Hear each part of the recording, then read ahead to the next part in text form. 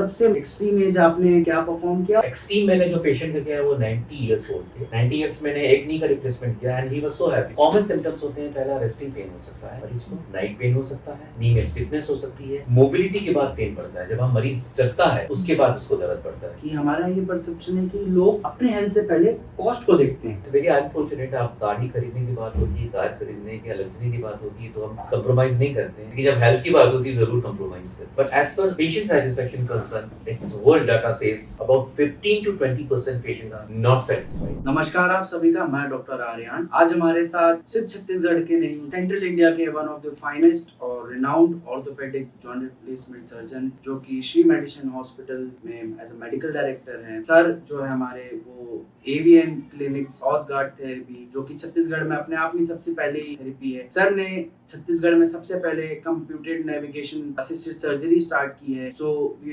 Welcome you sir. Thank you Aryan, it's very nice introduction.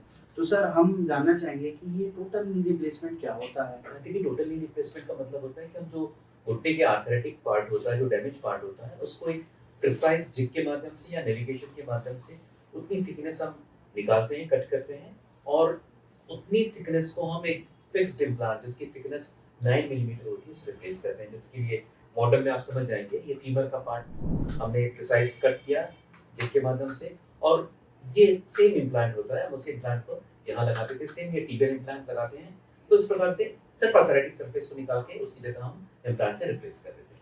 Sir क्या मैं ये जान सकता हूँ किस एज ग्रुप में या आपने कौन से ओल्ड एज पेशेंट का जो है आपने परफॉर्म किया, और साथ ही साथ यंग एज भी बताइए सर। मैक्सिमम जो मैंने किया है 92 इयर्स में। Oh my God, 92 sir, Yes. क्या बात कर रहे हैं? बेसिकली देखिए, एज जो होता है वो एक physiological age is important. Chronological age important नहीं होती, फिजियोलॉजिकल एज इंपॉर्टेंट होती है। जो 92 इयर्स के पेशेंट थे, he was physically so fit, तो he himself come for knee replacement and उनका नी रिप्लेसमेंट बहुत सक्सेसफुल रहा। और जो मैंने यंगेस्ट पेशेंट किया है वो था 30 इयर्स की फीमेल थी। 30 इयर्स थी, उनको रूमेटॉइड अर्थराइटिस। तो बेसिकली दो क्राइटेरिया होते हैं, एक प्राइमरी ऑस्टियोआर्थराइटिस होती है, एक सेकेंडरी ऑस्टियोआर्थराइटिस होती है। जो सेकेंडरी ऑस्टियोआर्थराइटिस होती है, जैसे कि गठियावाद के मरीज हैं, अगर उसमें बोन जल्दी डैमेज होती है, जोड़ जल्दी डैमेज हो जाते हैं, तो ऐसे पेशेंट को जल्दी नी रिप्लेसमेंट की आवश्यकता या जॉइंट रिप्लेसमेंट की आवश्यकता जल्दी पड़ती है। तो सर जनरली हम देखते हैं कि जो पोस्ट मेनोपॉजल वुमेन्स होती हैं, जैसे उनको ज्यादा प्रॉब्लम्स होती है, वो क्या प्रिकॉशन ले और कब आपके पास आके दिखाएं? डेफिनेटली पोस्ट मेनोपॉजल लेडी में ऑस्टियोआर्थराइटिस की समस्या, ऑस्टियोपोरोसिस की समस्या ज़्यादा होती है, क्योंकि जो उनका जो हार्मोनल इन्फ्लुएंस होता है एस्ट्रोजन, वो हट जाता है, विथड्रॉ हो जाता है, तो जल्दी ऑस्टियोआर्थराइटिस होने लगता है। तो मेरी हमेशा सलाह ऐसी रहती है कि फीमेल्स जो कि पेरीमेनोपॉजल हैं या फिर females, every female should do exercise daily. Exercise must include in their life. Healthy diet जरूर लें वो। हेल्दी डाइट का मतलब होता है प्रोटीन ज़्यादा लें, कार्बोहाइड्रेट कम लें, वेजिटेबल्स लें, सब्जियों का सेवन करें, फलों का सेवन करें और एक्टिव रहें। तो ऐसे एक्टिविटी करके हम आर्थराइटिस की समस्या या ऑस्टियोपोरोसिस की समस्या को हम पोस्टपोन कर सकते हैं या कम कर सकते हैं। तो मैं अपने व्यूअर्स को ये बताना चाहूँगा कि श्री मेडिसिन हॉस्पिटल में तो सर ने ऑर्गेनाइज करा है 7 मार्च को वुमेन्स डे में फ्री ओपीडी फॉर वुमेन। तो सर आप कुछ ऐसी टिप दे दीजिए कि जो हमारे व्यूअर्स है, जो जो फीमेल होती हैं, जो वुमेन्स पेरीमेनोपॉजल या कोई भी एज ग्रुप की, तो उनको टिप दे दीजिए कि जिनके उनके घुटने अच्छे रहें। देखिए, सबसे है कि अगर घुटने आपके अच्छे हैं तो आप सारी एक्टिविटी कर सकते हैं। जिम की एक्टिविटी तो ज़रूरी नहीं कि जिम जाके आप हेल्दी रहें, आप वॉक करिए, रेजिस्टेंस एक्सरसाइज कीजिए। एक मिथ होती है कि हम सिर्फ वॉक करते हैं। सिर्फ वॉक करने से आपकी मसल्स या बोन हेल्दी नहीं हो सकती। आपको अगर मसल्स को हेल्दी रखना है, क्योंकि मसल और bone act as a one unit, तो आपको बोन को हेल्दी रखना है, तो मसल को भी हेल्दी रखना पड़ेगा। उसके लिए आपको किसी भी प्रकार के रेजिस्टेंस एक्सरसाइज करना, अगेंस्ट रेजिस्टेंस, चाहे रेजिस्टेंस बैंड ले लें या स्कूल का बैग है बच्चों का या बॉटल है उसको आप उठाएं, लंजेस करें घर में, पुशअप्स कर सकते हैं, पुलअप्स कर सकते हैं। तो बॉडी वेट से भी आप एक्सरसाइज करके अपनी मसल को हेल्दी रख सकते हैं। इस प्रकार से आपकी बोन भी हेल्दी रहेगी। सर मेरा ये सवाल है सर कि किस साइंस एंड सिम्टम्स के साथ आपके पास ऐसे पेशेंट्स आते हैं, कोई भी एज ग्रुप के, जिनको आप सजेस्ट कर दें कि आप नी रिप्लेसमेंट कराइए, तो क्या कॉमन साइन एंड सिम्टम्स रहते हैं? तो कॉमन सिम्टम्स होते हैं, पहला रेस्टिंग पेन हो सकता है मरीज को, नाइट पेन हो सकता है, नी में स्टिफनेस हो सकती है, मोबिलिटी के बाद पेन पड़ता है, जब हम मरीज चलता है उसके बाद उसको दर्द पड़ता है। एक डिफरेंशिएशन बताऊंगा, रूमेटॉइड अर्थराइटिस का जो मरीज रहता है गठियावाद का, उसको रेस्ट के बाद पेन ज्यादा होता है, सुबह उठता है स्टिफनेस कंप्लेन करता है, जबकि ऑस्टियोआर्थराइटिस का मरीज जो है वो एक्टिविटी के बाद उसका पेन एक्सरसाइज होता है। सर ये बहुत अच्छे डिफरेंस बताए, ये जनरली लोग डिफरेंशिएट कर सकते हैं कि टाइप ऑफ पेन क्या है। सर अब मेरा ये सवाल आपसे ये है कि मतलब जो कॉस्ट इफेक्टिव कितना है, क्या कॉस्ट लगती है यूनिलैटरल या बायलैटरल टोटल नी रिप्लेसमेंट का? देखिए कॉस्ट बहुत सारे फैक्टर्स पे डिपेंड करती है। मरीज को किस प्रकार का इम्प्लांट करना है, जैसे मैंने आपको दिखाया ये गोल्ड इम्प्लांट है, गोल्ड इम्प्लांट की लॉन्गेविटी ज़्यादा होती है। अगर ये हम एक्चुअल गोल्ड का नहीं होता, बट जो इसका अलॉय होता है इस look like a gold, so we call it gold knee. तो दिस कॉस्ट अराउंड 90,000 रुपीज, सिर्फ only implant cost around 90,000। So overall on an average एक सर्जिकल कॉस्ट होती है हमारा 1.75 के आसपास आती है।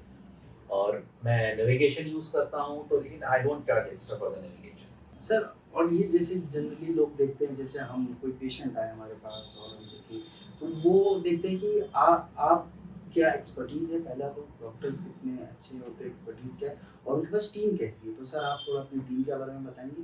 क्योंकि देखिए मैं आप भी doing knee replacement and joint replacement for very long time, तो my team is all expert. I सब बहुत ही एक्सपीरियंस लोग हैं जिनके पास 15 से 20 साल का एक्सपीरियंस मेरी टीम के लोगों का है। हमारी ओटी जो है वो मॉड्यूलर ओटी है, हैपा फिल्टर लगे हुए हैं। सो अकॉर्डिंग टू जो इंटरनेशनल नेशनल स्टैंडर्ड के लिए जो ओटी के प्रोटोकॉल्स हैं, हमारी टीम उसको पूरा फॉलो करती है। तो that's why our infection rate is almost zero. Sir बस यही कंसर्न रहता है पेशेंट्स का कि इन्फेक्शन रेट का। Infection after joint replacement is the most dreaded complication. Orthopedic nightmare for any का surgeon. ऑर्थोपेडिक का तो बहुत ज़्यादा होता है सबसे It's a ज़्यादा। nightmare for any surgeon. तो सर मैं आपसे जानना चाहता हूँ कि आप किस टाइप का इम्प्लांट यूज़ करते हैं और क्या ये टोटल रिप्लेसमेंट और पार्शियल नी रिप्लेसमेंट, इसमें थोड़ा आप रोशनी दीजिए। इम्प्लांट हम सारे यूएस बेस्ड कंपनी के यूज करते हैं। बहुत सारी कंपनियां हैं, मैं इस नाम लेना यहाँ पे पब्लिकली ठीक नहीं है, बट हम सारी US based company implant use करते हैं। It's very good question, uni knee and the total knee. बहुत सारे मरीज जिनमें सिर्फ सिंगल कंपार्टमेंट का इन्वॉल्वमेंट होता है, मोस्टली मीडियल कंपार्टमेंट, तो ऐसे मरीज को और बाकी कंपार्टमेंट उसके हेल्दी हैं, एक्सरे में हमको और क्लिनिकली दिख रहा है कि उसका लेटरल कंपार्टमेंट अच्छा है, पैटेलोफेमोरल कंपार्टमेंट अच्छा है, तो ऐसे patient is a good candidate for the partial knee replacement. It's called knee resurfacing. So it's a relatively skillful surgery, but results are very good. छोटे से चीरे से हम सिर्फ एक कंपार्टमेंट को हम उसको चेंज कर देते हैं, लॉन्गेविटी लगभग उतनी ही होती है, पेशेंट की एक्टिविटी लेवल बहुत ज़्यादा as compare to total knee replacement ज़्यादा होता है। मरीज स्क्वाट करके बैठ सकता है, मरीज क्रॉस लेग बैठ सकता है, तो ऑलमोस्ट नॉर्मल नी जैसा फंक्शन होता है, क्योंकि हम उसमें एसीएल जो एंटीरियर क्रूशिएट लिगामेंट होता है उसको हम वायलेट नहीं करते, पोस्टीरियर क्रूशिएट लिगामेंट को वायलेट नहीं करते, तो नी का जो प्रोप्रियोसेप्शन है, नी की जो नॉर्मल मैकेनिज्म है, हम उसको डिस्टर्ब नहीं करते partial knee replacement. So results are, patient satisfaction rates are very high in partial knee replacement. यही कंसर्न रहता है सर लोगों का कि क्या हमारी सर्जरी के बाद, जैसे ये सब प्रॉब्लम होने के पहले हम तो बैठ रहे थे, सर्जरी के बाद क्या कितनी मोबिलिटी आती है, कितनी रेसिड्यू हो जाती है? सर इस पे भी आप थोड़ा गाइड करें। देखिए नी रिप्लेसमेंट सर्जरी बहुत सक्सेसफुल सर्जरी, बट एक फेज होते हैं, रिकवरी का एक टाइम होता है, क्योंकि हम उनको इंसिजन देते हैं, कट करते हैं, तो सॉफ्ट टिश्यू के हीलिंग में भी टाइम लगता है। तो पेशेंट को तो हम चलना तो इधर सेम डे, अगर मॉर्निंग में सर्जरी की है तो सेम डे चलना चालू करा देते हैं, या वेरी नेक्स्ट से चलना चालू करा देते हैं। लेकिन कुछ चीज़ें इनिशियल रिस्ट्रिक्शंस रहते हैं, कि जैसे क्रॉस लेग है, स्क्वाट करना हम इनिशियली अवॉइड करते हैं, हम करने के लिए कहते हैं मरीज को। स्टेयर क्लाइंबिंग, ड्राइविंग, मरीज को हम 2 हफ्ते बाद सब कुछ करने बोलते हैं। तो मरीज को एक्टिविटी लेवल कंप्लीट रिज्यूम करने में लगभग 1 महीने में वो कंप्लीट रिज्यूम एक्टिविटी कर लेते हैं। But what science says the recovery period goes on till 6 month. Right, ये तो सर है, रिहैब भी आते हैं, जैसे ऑफ कोर्स आपकी फिजियोथेरेपी टीम भी बहुत बॉडी अच्छी है। Adopt new plan, it takes some time. हमारी सेहत की शाइन श्री मेडिशाइन।